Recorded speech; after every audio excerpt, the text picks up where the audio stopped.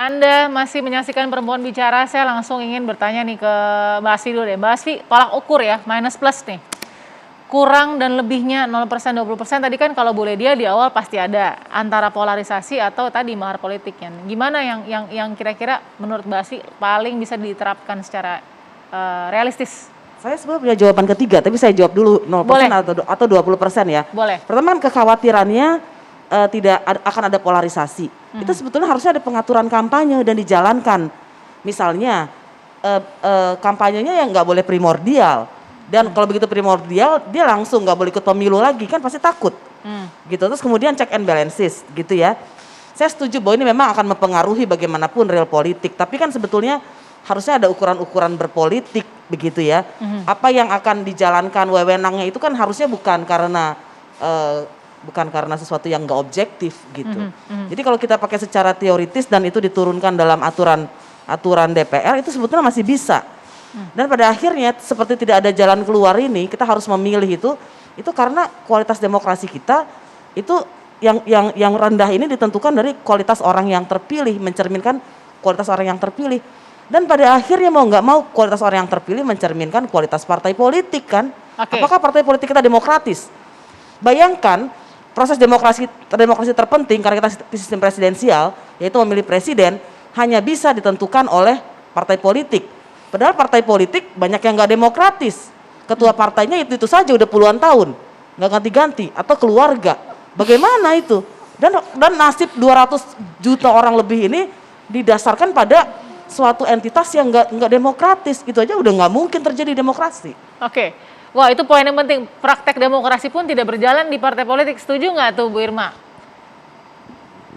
Ya, itu pendapat Asfi seperti itu ya. Tapi bagi kami perwakilan dari partai politik, tentu partai politik juga mewakili suara rakyat. Itu karena itulah kemudian ada yang namanya parliamentarian threshold. Nah, ada yang menyatakan seperti ini, bahwa partai baru tidak memiliki hak untuk bisa mencalonkan presiden. Itu merugikan. Kan ada yang menyatakan seperti itu. Misalnya Refli bilang seperti itu.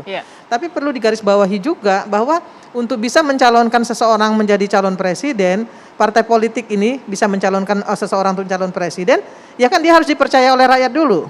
Nah, kepercayaan rakyat itu kan saat ini didapat melalui elektabilitas. Ya, suara yang diperoleh dalam pemilu. Nah, maka kemudian memang harus ikut pemilu dulu, dipercaya dulu sama rakyat. Nah, standarnya adalah elektabilitas. Yang sekarang ini kan seperti itu. Kalau dari Bu Irma bukannya kepercayaannya tergantung uang yang diberikan, Bu? Gimana Bu Irma? Ya, saya nggak bisa menafikan apa yang disampaikan Asfi tadi.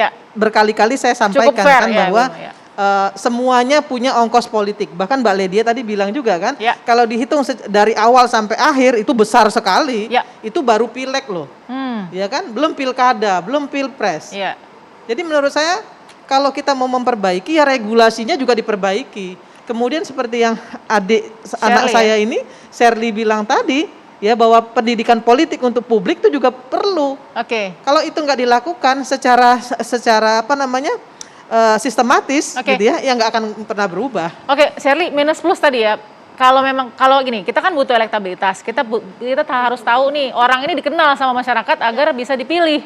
Nah, sekarang kalau kita paksakan 0%, dia nggak dikenal nih, gitu kan? Karena bebas siapa sih nih orang gitu untuk kemudian bisa duduk di bursa.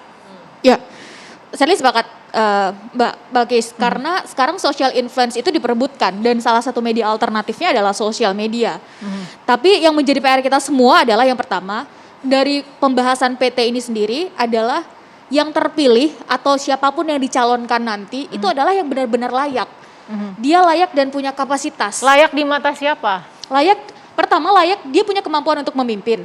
Yang kedua adalah publik juga yakin. Tapi sorry, tadi kan dikatakan partai politik adalah perwakilan rakyat. Artinya layak itu harus di mata parpol. Setuju nggak? Nggak bisa di mata publik karena pasti parpol. Iya. Nah, partai politik ini kan adalah kendaraan gitu ya Bunda ya. Partai politik ini adalah kendaraan. Dalam konteks ini sampai sekarang sistemnya masih seperti itu. Iya. Nah, hadirnya keinginan dalam hal ini untuk mengecilkan sekecil-kecilnya kan kalau bisa begitu. Iya. Adalah keinginan supaya lebih bervariasi. Mengenai nanti siapapun calonnya kan bisa saja nanti berkolaborasi dengan partai. Itu saya pikir enggak itu bukan sesuatu yang tidak mungkin. Ya. Toh beberapa pemilu sebelumnya juga seperti itu. Oke. Artinya adalah yang nanti terpilih itu bukan hanya yang dekat dengan kekuasaan atau dengan dia yang dekat dengan si Oke. pemodal, itu Ya. kan sistem oligarki ini yang terus-terusan dipertontonkan. Alhasil yang terjadi adalah distrust publik dan ini terus yang akan Oke, saya mau check and balances nih ke Shirley yang juga dosen, yang juga mahasiswa, yang juga influence. Ibaratnya tahu nih, kepemudaan gimana sih suaranya. Pernah nggak ada pendekatan dari parpol ke universitas untuk menanyakan tolak ukur layaknya bursa atau orang-orang yang ada di dalam bursa presiden? Pernah nggak ada kajian bersama gitu? waduh. Nggak, ini jujur aja pertanyaannya pernah ada atau tidak? secara langsung tidak, secara tidak langsung Ya. mungkin ada. Nah, cara-cara kreatif ini kan udah mulai dipakai ya, Oke. Mbak Balkis ya. Oke. Dan saya pikir cara-cara kreatif ini adalah salah satu pendidikan politik juga. Oke. Artinya kita nggak bisa ngelihat ini hitam putih, bahwa anak muda harus juga mulai melihat siapa sih calon pemimpinnya, Ya. entah itu berapa tahun ke depan, entah itu nanti di 2024 atau yang akan mewakili mereka di Oke. legislatif. Oke. Jadi nggak bisa juga kita melihat bahwa pendekatan parpol misalnya ini sebagai sesuatu yang buruk, nggak bisa juga. Artinya membuka awareness publik terutama anak muda bahwa apa yang terjadi di hulu ini akan mempengaruhi hilir. Apa yang terjadi di regulasi dan proses pembuatannya, Ya. siapa yang duduk di sana, Oke. ini akan mempengaruhi kita semua anak muda. Bu Ledia, kenapa saya tanyakan itu ke Shirley? Karena saya juga ingin tahu kalau memang kacamata publik ini kan diwakilkan oleh parpol tadi kan. Apakah parpol sendiri membuka telinga dan hatinya mendengarkan bagaimana sebuah kelayakan calon-calon presiden ini bisa dibawa begitu loh, tolak ukurnya. Gimana Bu Ledia? Kalau kita lihat, ini ada beberapa hal ya yang perlu kita simak bersama, kan alat ukurnya. Jadi kalau tadi Mbak Aswi bilang kan parpol semua bla bla bla gitu ya tadi disebutin. Yang mana nih Bu Ledia? Bla-blanya. Dan ada banyak hal gitu ya yang Oke. tadi disebutin. Tapi saya nggak setuju semuanya karena gini, justru kita harus memberikan edukasi politik tadi. Kalau pendidikan politik, kalau tadi Shirley bilang, Ya. ya memang harus dengan melatih untuk kritis, lebih kritis pada semua partai politik ada, dan kemudian harus dilihat mana lebihnya, mana kurangnya, mana yang kemudian menurut masyarakat itu cocok dan lain sebagainya. Itu kan jadi bagian dari proses itu sendiri. Yang kedua, kalau kita bilang bahwa anggota dewan itu adalah wakil rakyat. Ya. Konteksnya berarti mereka harus di dalam sumpah kami juga kan harus memperjuangkan aspirasi daerah pemilihannya. Artinya kita harus mendengarkan, gimana memperjuangkan kalau kita nggak dengar kan gitu. Nah itu menjadi bagian yang sangat penting. Mendengar itu bisa konteksnya dalam regulasi, bisa konteksnya dalam pencalonan, bisa dalam konteksnya dalam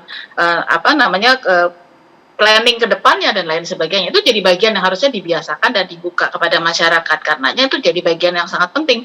Ada reses, ada serap aspirasi, ada kunjungan daerah pemilihan, itu harus dioptimalkan.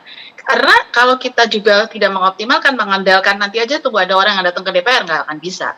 Kita tetap harus proaktif. Kalau tadi Shirley bilang, bahkan juga channelnya jadi cukup banyak. Channelnya bisa lewat sosial media, anggota dewannya itu sendiri, atau juga partai politiknya itu sendiri. Sehingga keduanya ini menjadi bagian yang lebih aspiratif ya kepada masyarakat, dan kemudian Oke. apa maksudnya yang menjadi masukan itu gitu. Bu Ledia, jadi kalau misalkan mau tadi pendidikan politik ya, masuk akal nggak kalau hasil penilaian parpol terhadap calon-calon yang akan diusung begitu ya, dibuka ke publik secara transparan?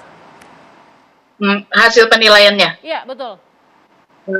Biasanya partai politik itu akan membahasnya, saya tidak tahu di sistem yang lainnya, tapi kalau di PKS kami bicara sampai pada level Majelis Syuro, memutuskan siapa yang akan diberikan dukungan, dan Majelis Syuro itu kan adalah bagian dari pengambil keputusan tertinggi di PKS, dan itu mengambil masukan-masukan dari struktur di bagian bawahnya. Jadi proses itu sebetulnya kalau di kami prosesnya berjalan dalam proses di dalam internal partainya itu sendiri, juga ada diskusi-diskusi, dan kemudian kita melakukan penyampaian juga kepada publik ya, bahwa yang kemudian diputuskan oleh PKS adalah ini karena begini gitu, disampaikan sebagaimana yang lalu juga begitu.